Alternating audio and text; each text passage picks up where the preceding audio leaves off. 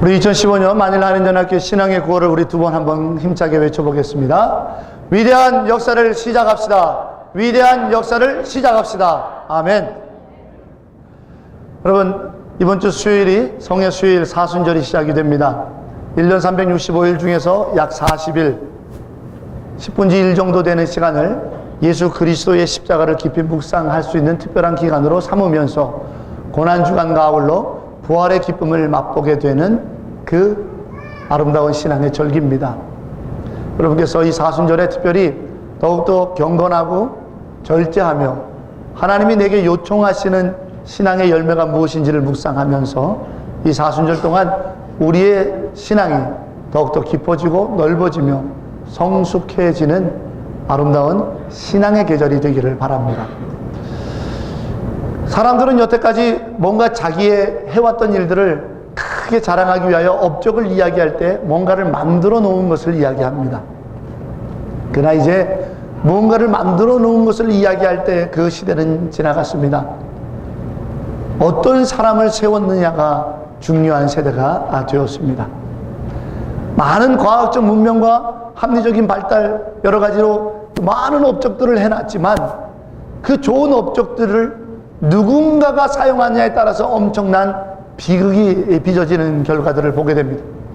그러므로 이제 어떠한 것을 만들어 놓고 무엇을 이루었느냐라는 것도 신경 써야겠지만 그것을 누리고 사용하게 될 사람들을 세우는 것에 우리가 주의를 기울여야 됩니다.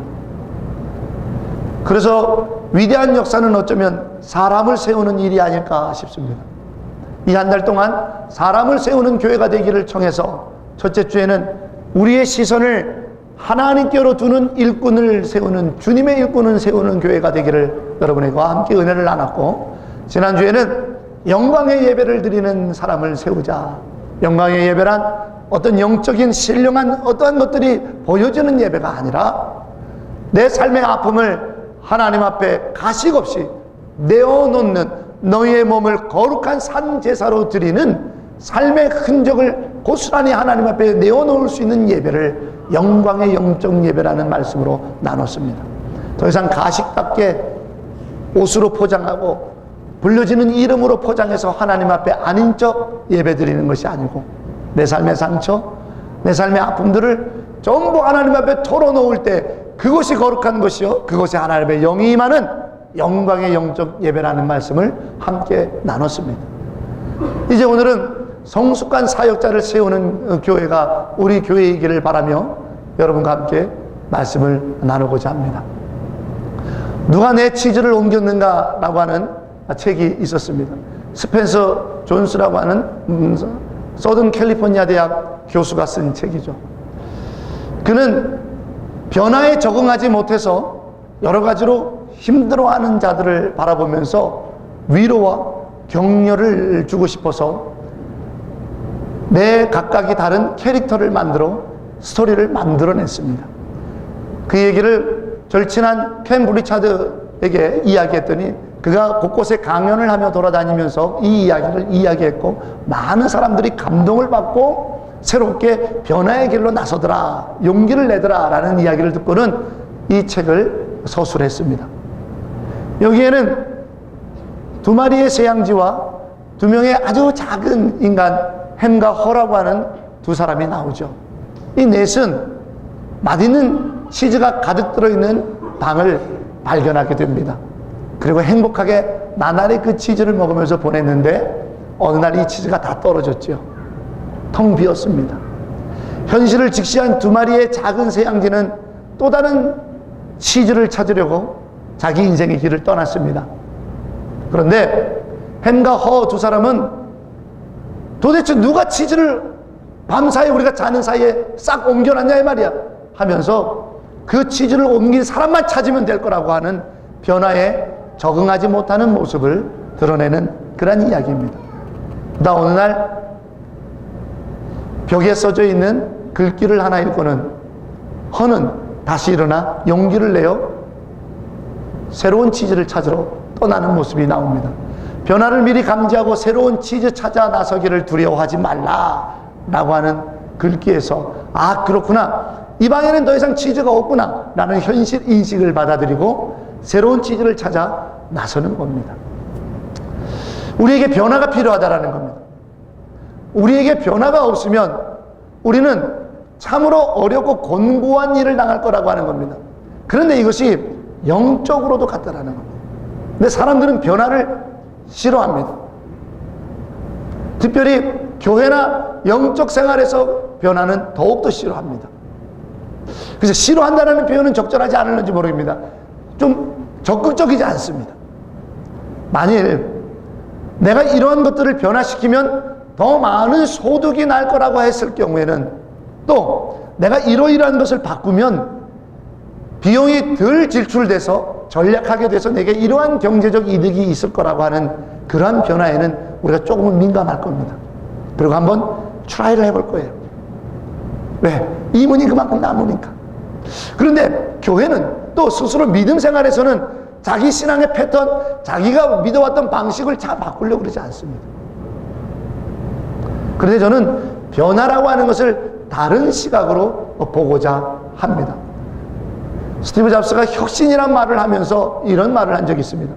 자기가 애플사를 세워서 맥킨토시를 첫 개발을 하려고 할 때에 이만큼 앞서가 있던 IBM 회사는 연구 개발비를 100배를 자기들보다 들여서 엄청난 연구를 하고 있었다라는 겁니다.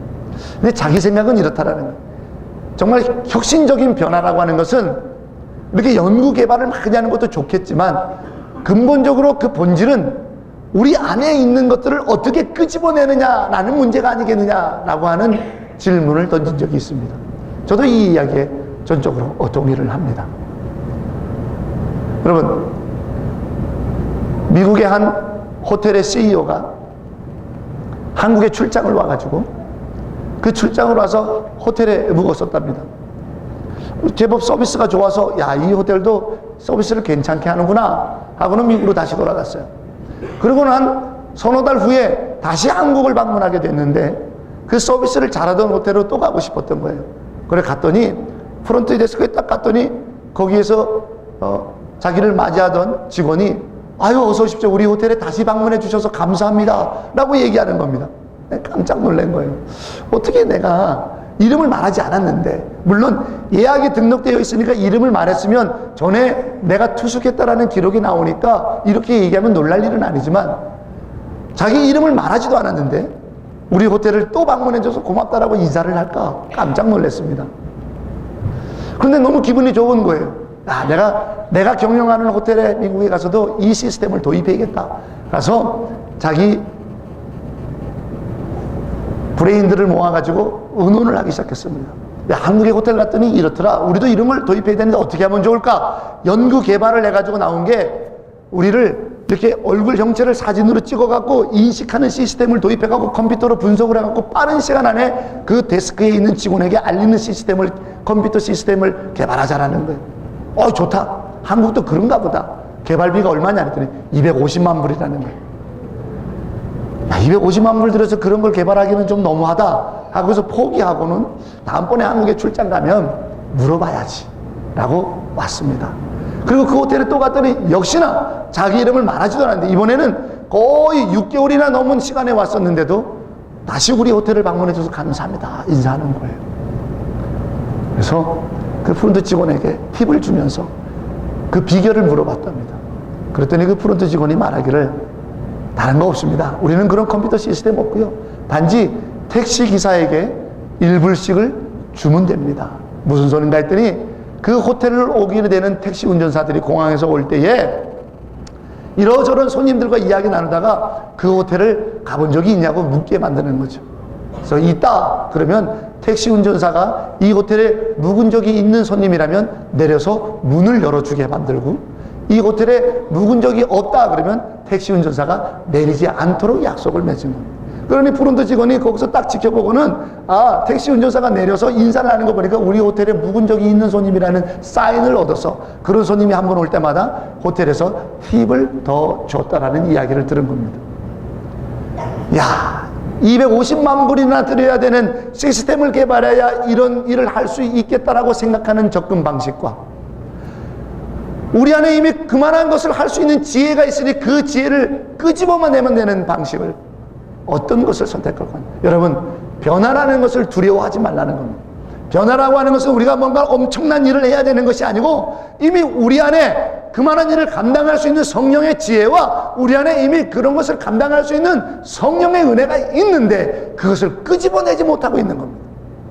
사랑하는 여러분, 신앙에 있어서의 변화라고 하는 것은 뭔가 엄청난 일을 안 하던 것을 하자 뭐 이런 것이 아니라 믿음에서의 변화는 이미 여러분 안에 예수를 믿을 때 주님께서 여러분 안에 주셨던 십자가의 은혜, 그 은혜를 밖으로 끄집어내는 것이 믿음의 변화라고 하는 겁니다.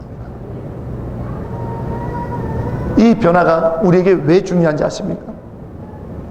고린도전서 10장 12절 말씀 우리 한번 다 같이 큰 목소리로 읽어보겠습니다. 그런즉 선줄로 생각하는 자는 넘어질까 조심하라. 한 번만 더 읽어보겠습니다. 그런즉 선줄로 생각하는 자는 넘어질까 조심하라. 이 말씀의 뜻은 줄타기 하는 고개사의 비유를 들어 설명드릴 수 있을 것 같습니다. 이쪽 계곡에서 저쪽 계곡에 큰 줄을 탄탄하게 연결해 놓고 고개사가 긴 장대 하나를 들고 그 줄타기를 통해 계곡을 건너가는 일입니다. 중심 잡기도 쉽지 않겠죠. 그래서 이쪽 계곡에서 저쪽 계곡으로 넘어가면서 큰 장대를 들고 한 걸음을 줄 위에 내디뎠습니다. 한쪽 다리는 아직 땅에 있죠. 그리고는 그 다리마저도 줄 위에다 올렸습니다.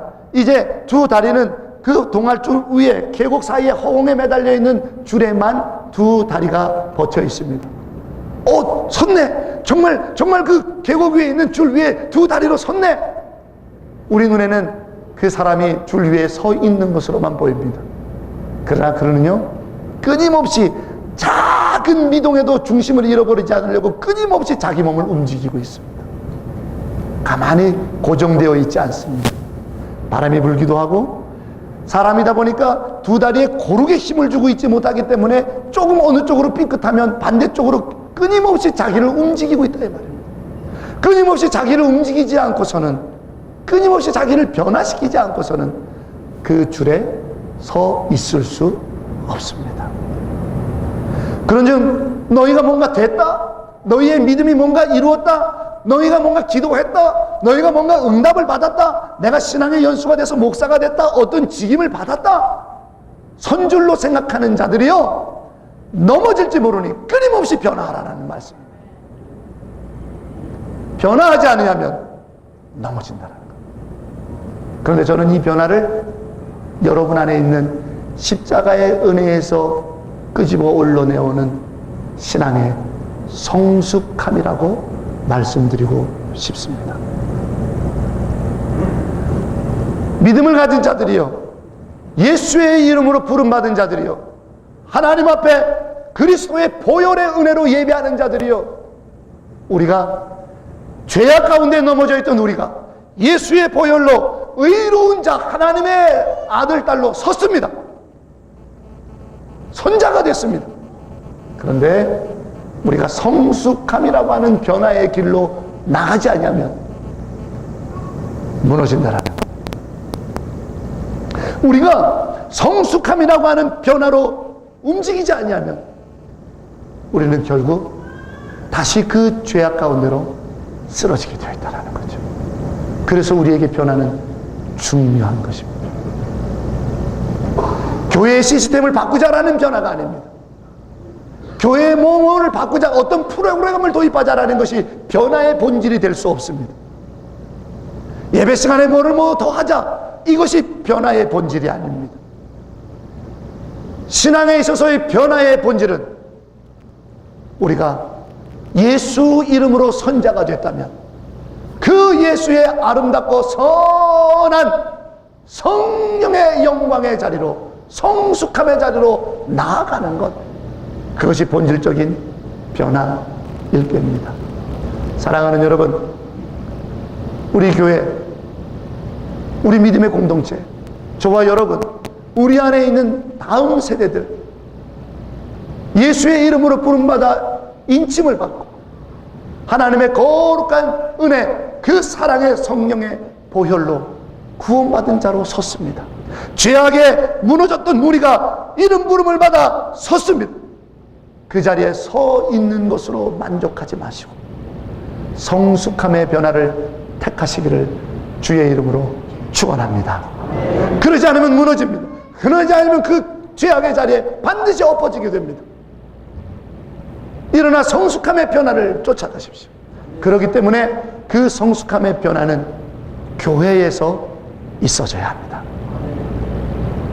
그래서 이 시간 우리가 성숙한 사역자로 변화의 길을 가기 위해서는 교회가 무엇인지를 반듯하게 알아야 됩니다. 여러분, 교회는 에클레시아라는 단어로 써져 있습니다. 교회라고 하는 단어가 구약 성경에는 존재하지 않습니다. 성막 혹은 성전을 교회의 원래의 모습으로 볼 뿐입니다. 실제적인 교회라고 하는 말은 마태복음 16장에 최초로 기록되어집니다. 예수님께서 베드로에게 또 제자들에게 묻습니다. 너희는 나를 누구라 생각하느냐?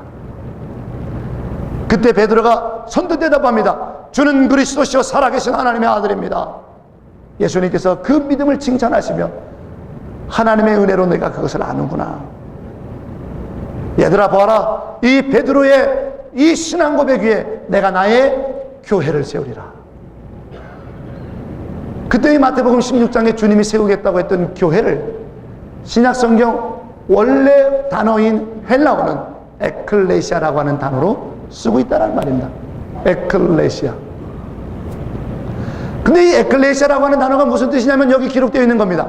어떤 특정한 목적을 위해서 많은 이들 가운데 특별한 사람을 불러서 따로 모아놓은 것, 이것이 에클레시아라는 겁니다. 다시 한 번만요. 예수님이 말씀하셨습니다. 베드로야, 맞다. 네 믿음 위에 나를 살아계신 하나님의 아들이요 구세주로 믿는 그 믿음 위에 내가 특별한 목적이 있기 때문에 그 목적을 이룰 수 있는 여러 사람들을 뽑아서 모아놓겠다. 그것이 교회라는 겁니다. 여러분, 교회는 주님의 특별한 목적 때문에 부름받은 자들의 모임이라는 겁니다.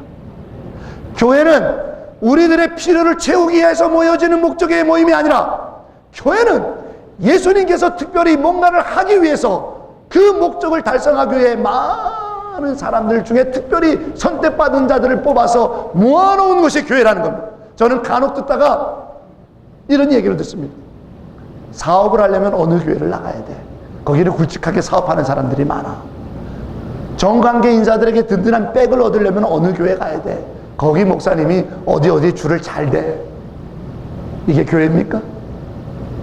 나의 목적을 위해서 찾는 것은 교회가 아닙니다. 나의 필요를 채우기 위해서 모이는 것은 궁극적으로 교회가 아닙니다. 교회는 예수님께서 당신의 특정한 목적을 이루기 위해 많은 무리들 중에 특별한 사람들을 뽑아 모아놓은 공동체가 교회라는 겁니다. 사랑하는 여러분, 여러분들은 예수님의 특정한 목적을 위하여 특별히 뽑혀 부름받아 이 자리에 모여져 있는 에클레시아, 주님의 몸된 교회인 줄로 믿으시기를 주의 이름으로 축원합니다. 이것이 성경적인 본래의 교회의 뜻입니다. 그러면 여기서 중요한 것은 많은 사람 가운데 특별한 사람들은 우리란 말이죠. 그러면 어떤 특정한 목적이 뭐냐는 거죠. 왜 우리를 불러서 이렇게 교회라고 부르셨나요? 특정한 목적이 뭐예요? 그것은 바로 주님이 하셨던 일을 주님께서 이제 부활 승천하셔서 우리에게 맡기셨다라는 겁니다. 주님이 이 땅에 오셔서 하셨던 일을 너희가 하라고 그 특정한 목적을 우리에게 맡기기 위하여 우리를 뽑아서 교회라고 세워주셨다라는 겁니다. 주님이 하셨던 일이 뭡니까? 마태복음에 잘 기록되어 있습니다. 마태복음 9장 35절 말씀 우리 한 목소리로 크게 한번 읽어보겠습니다. 예수께서 모든 성과 촌에 두루 다니사 저희 회당에서 가르치시며 천국 복음을 전파하시며 모든 병과 모든 약한 것을 고치시니라. 아멘. 이 마태복음 9장 35절이 바로 예수님께서 하신 일입니다. 이 특정한 목적을 이제 본인은 하나님 나라 보좌 우편에서 우리의 거할 처소를 준비하시기 위하여 가시기 때문에 이 특정한 목적, 주님이 이 땅에서 하셨던, 친히 하셨던 그 일을 우리로 하라고 불러서 모아주신 게 교회라는 겁니다. 그러면서 우리 힘으로 할 수 없으니 성령을 보내주겠다. 그러니 너희 안에 그 성령을 끄집어내면 그것이 바로 성숙함에 변하여 그것이 바로 주님을 닮아가는 길이요, 그것이 바로 이 일을 감당하는 마땅한 자라는 거죠. 그러므로 성숙한 사역자를 세우는 것이 교회라는 겁니다. 주님이 하셨던 이 일은 크게 세 가지로 요약합니다. 첫째, 티칭입니다.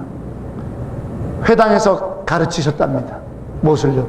하나님에 관해서, 믿음에 관해서, 은혜에 관해서, 하나님이 원하시는 것이 무엇인지 가르치셨다는 겁니다. 두 번째, 미션 사역을 하셨다는 거죠. 돌아다니시면서 천국 복음을 전하시더라. 뭡니까? 선교입니다. 아직도 예수를 알지 못하고 복음을 알지 못하는 자들에게, 구원을 알지 못하는 자들에게 이 구원의 소식을 전했다라는 거죠. 세 번째, 힐링입니다. 모든 병든 자들과 약한 자들을 고치셨다는 거죠. 아프고 병든 자들을 위하여 모여서 눈물로 기도하는 중보의 기도, 당연히 교회의 사명이라는 겁니다. 당연히 마땅히 교회가 해야 될 일이라는 겁니다. 그렇게까지 해야 되나가 아닙니다. 주님이 하셨던 일 교회에 맡기셨잖아요. 이 특정한 목적을 위하여 우리를 따로 불러 뽑아 에클레시아, 교회라고 불러 주셨다라는 겁니다. 사랑하는 여러분, 이 일을 감당하는 자, 우리 힘으로 안 되니 우리 안에 있는 성령, 이미 예수를 믿을 때 고린도전서 12장 3절에 누구도 성령이 없이는 예수를 구세주 주라 시인할 수 없다 하였으니, 우리가 예수를 믿기에, 구세주로 믿기에 예배하는 우리에게는 이미 성령이 우리 안에 내주하고 있다는 증거 아니겠습니까? 그러므로 우리 안에 있는 성령의 도우심을 끄집어내서 이 주님의 일 세 가지를 감당하기 위하여 발걸음을 걸으며 변화의 길을 가는 자가 성숙한 사역자라는 사실입니다. 저와 여러분의 믿음의 길이 되기를 주의 이름으로 축복합니다. 미국에 한 홈리스 거지가 있었답니다. 근데 그 홈리스 거지가 안절부절 못하면서 사람을 기다리더래요. 그래서 물어봤답니다. 도대체 왜 이렇게 안절부절 못하며 씩씩거리며 화가 나 있습니까? 내가 누가 한 사람 만나서 그 사람을 좀 따지려고 기다리고 있다고. 궁금하잖아요. 도대체 거지가 누구에게 이렇게 따지고 싶어 하는가? 옆에서 지켜봤답니다. 그랬더니 거지가 갑자기 벌떡 일어나더니 막 한 사람에게 가더래요. 그래서 미스터 김 부르더랍니다. 대화를 들어본 적 이렇습니다. 거지가 따지더래요. 아니 당신 말이야, 내가 오늘 한번 좀 따지고 싶었다고.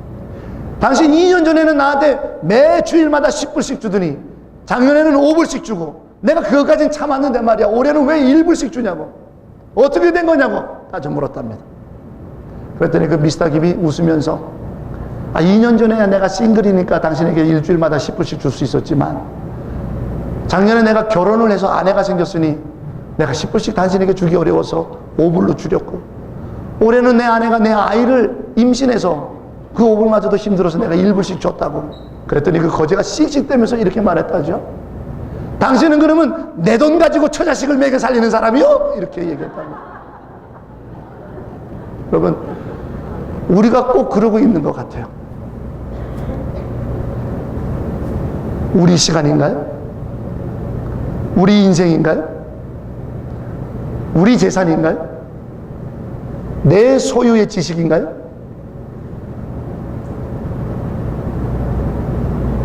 이 티칭을 하고 가르치고 미션을 하고 복음을 전해서 예수의 이름을 듣게 하고 힐링을 하고 누군가 아픈 자들을 위하여 내가 구제의 손길을 내밀고 그를 위하여 눈물로 기도하는 중보의 기도 시간을 갖는 것. 내 시간, 내가 좀 시간을 할애하지.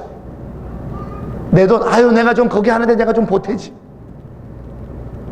우리가 혹시 이 거지와 같이 내 돈으로 착각하고 있는 건 아닌가요?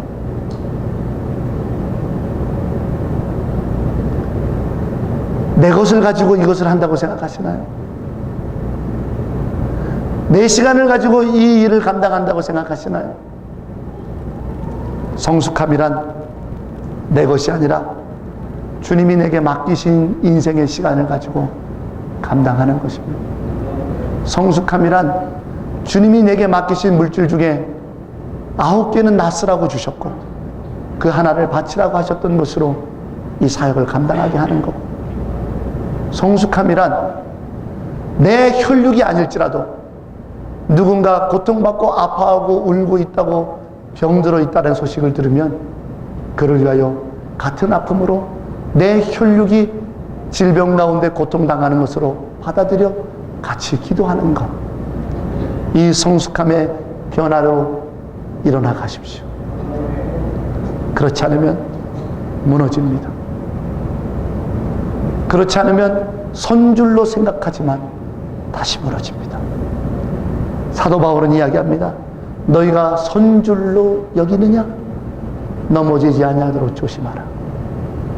그러기에 우리 것이 아니고 주님이 주신 것으로 행하는데, 오늘 성경 본문은 24가지의 성숙한 사역자의 지표를 우리에게 보여주고 있습니다. 이 24가지를 제가 편하게 보실 수 있도록 정리를 했습니다. 우리 이 24가지를, 성경에 기록되어 있는 이 24가지를 한번 1번부터 24번까지 우리의 목소리로 또박또박 다시 한번 읽어보면서 소망하기를 소망합니다.